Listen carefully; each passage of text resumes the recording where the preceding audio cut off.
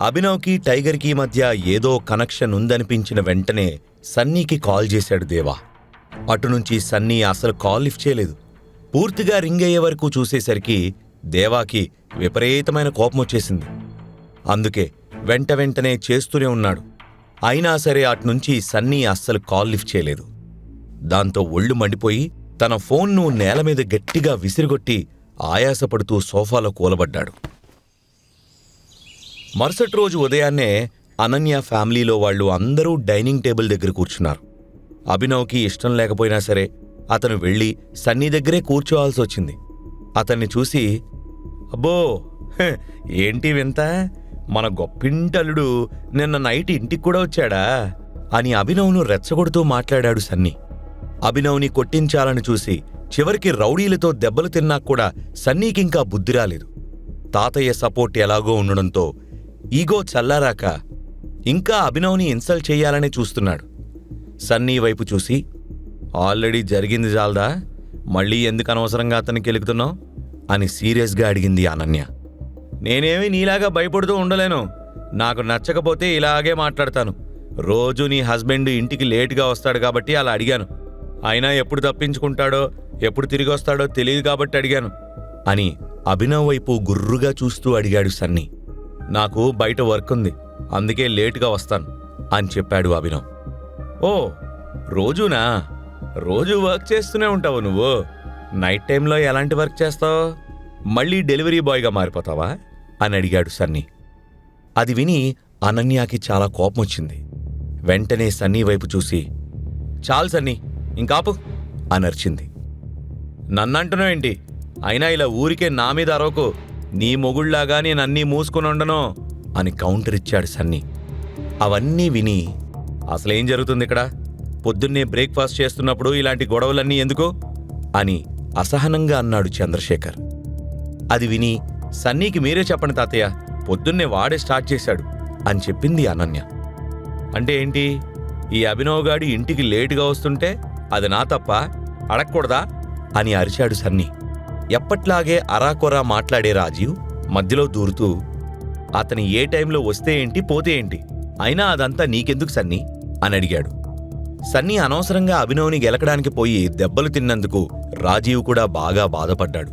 ఇలా అనవసరంగా అభినవ్ని రెచ్చగొట్టడం వల్ల సన్నీకే నష్టమని ఫీలవుతూ అతన్ని వారిస్తున్నాడు. అభినవ్ ఎవరో అమ్మాయి వెంటపడుతున్నాడు అంటే మీరందరూ ఏమంటారు? అంటే వాడి దృష్టిలో అనన్య అసలు అందంగా లేదు కాబట్టి అలా చేస్తున్నాడంటారా అని వంకర బుద్ధితో మాట్లాడాడు సన్నీ. ఎప్పుడైతే అభినవ్ ఇంకో అమ్మాయి వెంటపడుతున్నాడు అని సన్నీ చెప్పాడో అప్పుడే షర్మిల మనసులో ఒక రకమైన ఆనందం మొదలైంది. నిజంగా అభినవ్ అలా చేశాడంటే దాన్ని కారణంగా చూపించి వెంటనే అనన్యతో డివోర్స్ ఇప్పించడం ఈజీ అని షర్మిల ఆలోచన. చంద్రశేఖర్ మధ్యలో దూరి, ఏంటభినవ్, ఇదంతా నిజమేనా అని గంభీరంగా అడిగాడు. అది విని అవును అంటూ తలూపి, లేదు, అసలు ఇది నిజం కాదు అని చెప్పాడు అభినవ్. ఆ రోజు పార్టీలో చంద్రశేఖర్ని అభినవ్ ఎడాపెడా ప్రశ్నలతో వాయించేశాడు. అందుకే అతనితో కొంచెం ఆచితూచి మాట్లాడుతున్నాడు. అదేంటో గాని ఆశ్చర్యంగా ఆ రోజు తర్వాత అభినవ్ మళ్లీ చంద్రశేఖర్ని అలా కార్నర్ చేయలేదు.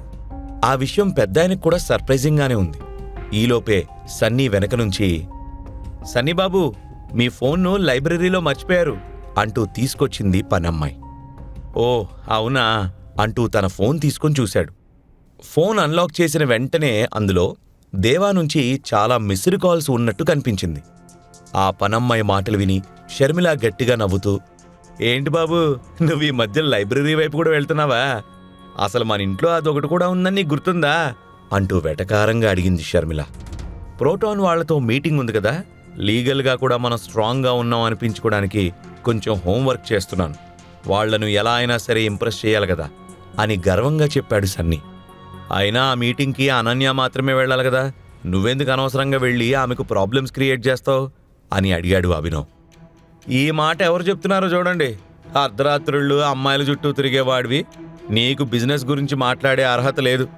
అసలు నువ్వు రాత్రిళ్ళు ఇంటికి రాకుండా నైట్ టైం వర్క్ ఉంది అని ఇచ్చే బిల్డప్ చూస్తుంటే టైగరు అతని రైవల్ ఇక్బాల్ కూడా నీలాగా వర్క్ చేయరేమో అనిపిస్తుంది అని వెటకారంగా అన్నాడు సన్నీ. అది విని గట్టిగా నవ్వుతూ, అనన్య అనే టీం లీడ్ చేయాలని క్లియర్గా చెప్పాక కూడా నువ్వు మీటింగ్కి ఎలా వెళ్తావు? పిలవని పేరంటానికి వెళ్ళినట్టు అవుతుంది. నీ వల్ల పైసా ఉపయోగం ఉండదు అని చెప్పాడు అభినవ్. ఆ మాటలు విని ఒక్క క్షణం పాటు అభినవ్కి అనన్యానే లీడ్ చెయ్యాలనే విషయం ఎలా తెలుసో అర్థం కాలేదు. కానీ మళ్ళీ అభినవ్ వైపు చూస్తూ, మేబీ నీకు తాతయ్య ఆల్రెడీ అంతా చెప్పాడేమో గానీ ప్రాజెక్ట్ని అనన్యాన్ని లీడ్ చేస్తుంది. But I will be one of the representatives in her team అని ఏదో సాధించినట్టు గర్వంగా చెప్పాడు. అబ్బో, నీలాంటి గొప్ప గొప్ప రిప్రజెంటేటివ్స్ అవసరం అనన్యాకి ఏమాత్రం లేదు. అయినా ఇంతసేపు కూర్చొని నీతో వాదించి నా టైం వేస్ట్ చేసుకున్నాను. నేను బయలుదేరాలి అంటూ చెప్పి అక్కడి నుంచి లేచి ఇంటి బయటకొచ్చేసిన అభినవ్ వెంటనే రాణీకి కాల్ చేశాడు. టైగర్ నుంచి కాల్ రావడంతో రాణి వెంటనే లిఫ్ట్ చేసి, హలో బాస్, గుడ్ మార్నింగ్ అంటూ ఉత్సాహంగా మాట్లాడింది. గుడ్ మార్నింగ్ రాణి, ఈరోజు ప్రోటాన్కి ఎల్ఎక్స్ కార్పొరేషన్తో మీటింగ్ ఉంది కదా అని అడిగాడు అభినవ్. ఉంది బాస్, మీటింగ్ని 12కి షెడ్యూల్ చేశాను అని వెంటనే చెప్పింది రాణి. ఒకవేళ నువ్వు అక్కడికి సన్నీని రానిచ్చావంటే నీ జాబు పోతుందని మర్చిపోకు అని సీరియస్గా చెప్పాడు అభినవ్. అభినవ్ మాటలకు ఆమె ఒళ్లంతా వణకడం మొదలుపెట్టింది. నువ్వు విన్నది కరెక్టే గానీ నీకు అర్థం కావడానికి మళ్ళీ చెప్తున్నాను విను. నువ్వు అనన్యతో వర్క్ చేస్తున్నావు. ఒకవేళ పొరపాటున కూడా ఆ సన్నీ మీటింగ్ రూమ్కి వస్తే నిన్ను వెంటనే జాబ్లో నుంచి తీసేస్తాను. అర్థమైందా అని అడిగాడు అభినవ్. ఓకే సార్, అర్థమైంది అని సమాధానం ఇచ్చింది Rani. At the same time ఇన్వెస్టర్స్తో కాన్ఫరెన్స్ కాల్ అరేంజ్ చేయగలవా? అందరితో కాదు, ఒక 4 పర్వాలేదు, సరిపోతుంది అని చెప్పాడు అభినవ్. సరే సార్, ఎప్పుడు అరేంజ్ చేయాలో చెప్పండి, వాళ్లతో కూడా మాట్లాడి కన్ఫర్మ్ చేస్తాను అని చెప్పింది రాణి. ఈరోజు ఈ మీటింగ్ ఉంది కాబట్టి దాన్ని రేపటికి షెడ్యూల్ చేయి అని వెంటనే చెప్పాడు అభినవ్. అది విని ఓకే సార్ అని రాణి చెప్పాక have a good day at work అని చెప్పి కాల్ కట్ చేశాడు అభినవ్. రాణితో మాట్లాడాక అభినవ్ పోలీస్ స్టేషన్కి రీచ్ అయ్యాడు. దేవా ఇంతకు ముందు అతని మీద అటాక్ చేయించడానికి రౌడీలను పంపినప్పుడు అభినవ్ కారుకి ఉన్న కెమెరాలో అంతా రికార్డయింది. ఆల్రెడీ ఈ విషయం మీద పోలీసులకి కంప్లైంట్ ఇచ్చిన అభినవ్ టైం చూసుకొని ఈరోజు వీడియో ఎవిడెన్స్ ఇవ్వడానికొచ్చాడు. తన మీద అటాక్ చేయడానికి మనుషుల్ని పంపింది దేవా అని పోలీసులకి స్టేట్మెంట్ కూడా ఇచ్చాడు అభినవ్. ఆ వీడియో ఎవిడెన్స్ని జాగ్రత్తగా గమనించిన పోలీసులు అందులో ఉన్న అందర్నీ పట్టుకుంటామని అభినవ్కి భరోసా ఇవ్వడంతో థ్యాంక్యూ సార్ అని ఇన్స్పెక్టర్కి చెప్పి అక్కడ్నుంచి వెళ్ళిపోయాడు అభినవ్. కాసేపటికి అభినవ్ కారొచ్చి నేరుగా అక్రమ్ ఇంటి దగ్గర ఆగింది. ఆ ఇల్లు చూసి అభినవ్కి చిన్నప్పుడు వాళ్ల నాన్నతో ఉన్న ఇల్లు గుర్తొచ్చింది. అక్రమ్ ఇల్లు ఆ ఇంటికన్నా చాలా పెద్దది. అభినవ్ లోపలికి రావడం చూస్తూనే హాయ్ అభినవ్ బేటా అంటూ పలకరించిన అక్రమ్ అభినవ్ని హగ్ చేసుకుంటూ రా లోపలికి రా అంటూ అతన్ని ఇన్వైట్ చేశాడు. ఆ లివింగ్ రూమ్ చాలా బాగా డెకరేట్ చేయబడి లగ్జూరియస్గా కనిపిస్తుంది. అదంతా చూస్తూ గుడ్ మార్నింగ్, బాగా వెయిట్ చేయించానా అని అడిగాడు అభినవ్. అతనికి తన టైం కన్నా అక్రమ్ టైం వేస్ట్ చేశానేమో అని కొంచెం బాధగా ఉంది. అభినవ్ మాట విని చిన్నగా నవ్వుతూ అయ్యో బేటా, అంత మాట అనకు, ఎనీ టైమ్ ఫర్ టైగర్ అన్నాడు అక్రమ్. ఆ మాట విని అభినవ్ గట్టిగా నవ్వాడు. ఇద్దరూ లోపలికి వెళ్తూ ఉండగా తన సర్వెంట్స్లో ఒకరిని పిలిచి అభినవ్కి డ్రింక్స్ తీసుకురమ్మన్నాడు అక్రమ్. తర్వాత అతన్ని చూస్తూ అన్నిటికన్నా ముందు అసలు నీ చుట్టూ ఏం జరుగుతుందో నువ్వు కూడా చెప్పాలి. ఇలా చీకట్లో ఆటలాడ్డం నాకస్సలిష్టం లేదు అని చెప్పాడు అక్రమ్. అది విని చిన్నగా నవ్వుతూ నాకిప్పుడు డ్రింకేం వద్దు, నేను ఆఫీస్కెళ్ళాలి అని చెప్పాడు అభినవ్. అవునా, అయితే ఏం తింటావు అని అడిగాడు అక్రమ్.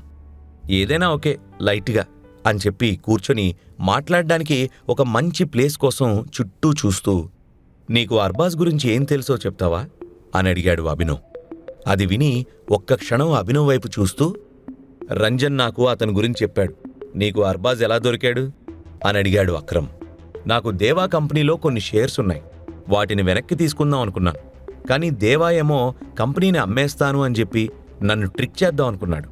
కానీ నేను డబుల్ ట్రిక్ చేశాను అని చెప్పాడు అభినవ్. ఆ మాటలు విని అతని ఎదురుగా కూర్చొని నీ ఒరిజినల్ ఐడెంటిటీ గురించి అర్బాజ్కి తెలుసని కూడా రంజన్ నాతో చెప్పాడు, నిజమా అని అడిగాడు అక్రమ్. అవునుగాని ఇక్కడ అసలు ప్రాబ్లం అది కాదు, వేరే ఇంకోటి ఉంది అని చెప్పాడు అభినవ్.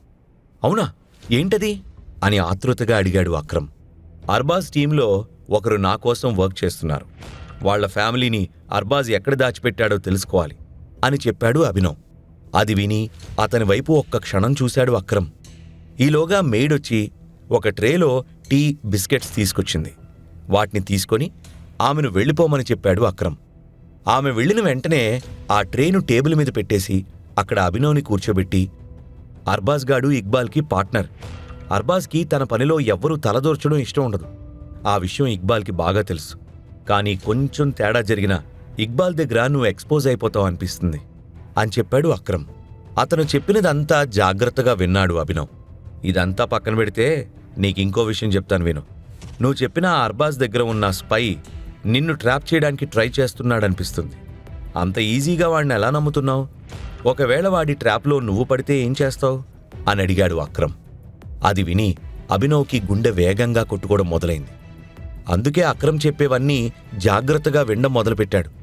ఇంతకుముందు డాన్, రంజన్లు కూడా లక్ష్మణ్ గురించి డౌట్ఫుల్గా మాట్లాడడం కూడా గుర్తొచ్చింది. అందుకే అభినవ్ ఆలోచనలో పడ్డాడు. ఇప్పటి వరకు తను లక్ష్మణ్ మాటలను నమ్ముతూ వచ్చాడు. కానీ అతను నిజంగా అర్బాజ్ మనిషి అయితే ఏం చెయ్యాలో అతనికి అర్థం కావడం లేదు. అర్బాజ్ నిజంగా అభినవ్ కోసం ఒక ట్రాప్ను సెట్ చేశాడా? అభినవ్ వెళ్ళి అర్బాజ్ ట్రాప్లో పడిపోతాడా? ఇప్పుడు టైగర్ గురించి ఇక్బాల్కి ఇన్ఫర్మేషన్ తెలిస్తే అతనేం చేస్తాడు? ఈ ప్రశ్నలకు సమాధానాలు తెలుసుకోవాలంటే నెక్స్ట్ ఎపిసోడ్ వినాల్సిందే. క్రింద ఇచ్చిన లింక్ ని క్లిక్ చేసి పాకెట్ ఎఫ్ఎం యాప్ ని ఇన్స్టాల్ చేసుకోండి. Stay tuned to Pocket FM.